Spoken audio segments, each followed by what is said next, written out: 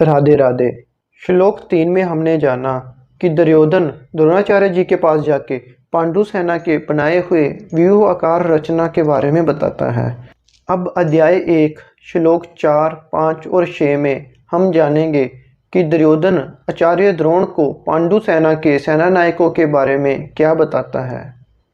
अतर शूरा महिष्वासा भीम अर्जुन समायुधि युयुधान विराटा चे द्रुपद चे महारथः दुष्टकेतु चिकीताना काशी राजा च वीरवान पुरुजीत कुंती भोजा च शैब्य च नरपुंगवः युद्धमन्यु च विक्रांत उत्तमोजा च वीरवान सौभद्रे द्रौपद्या च सर्वे एव महारथ।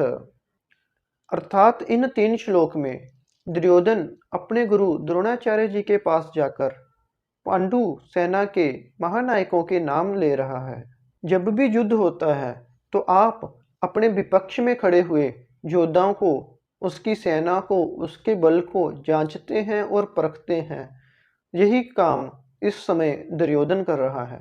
अर्थात जब भी कोई समस्या आपके समक्ष प्रकट होती है तो उस समस्या के समाधान के लिए सबसे पहले आप उस समस्या का एनालाइज करते हो कि इस समस्या का क्या आकार है, कितनी विकट परिस्थितियां इस समस्या की वजह से खड़ी हो सकती हैं। दुर्योधन द्रोणाचार्य जी से कहता है, युद्ध करने में अर्जुन और भीम के समान सात्यकी, राजा विराट और महारथी द्रुपद, दृष्टकेतु और चेकितान तथा बलवान काशीराज पुरुजीत, कुंतीभोज और पुरुषों में श्रेष्ठ शैव्य, पराक्रमी युद्धमन्यु तथा बलवान उत्तमोजा, सुभद्रा पुत्र अभिमन्यु तथा द्रौपदी के 5 पुत्र महारथी हैं। इससे हमें पता चलता है चाहे शत्रु हो या शत्रु जैसी कोई समस्या, हमें अपनी समस्या या शत्रु के बारे में सब कुछ जानना चाहिए। उसके हर अंग, हर पार्ट से हमें वाकिफ होना चाहिए।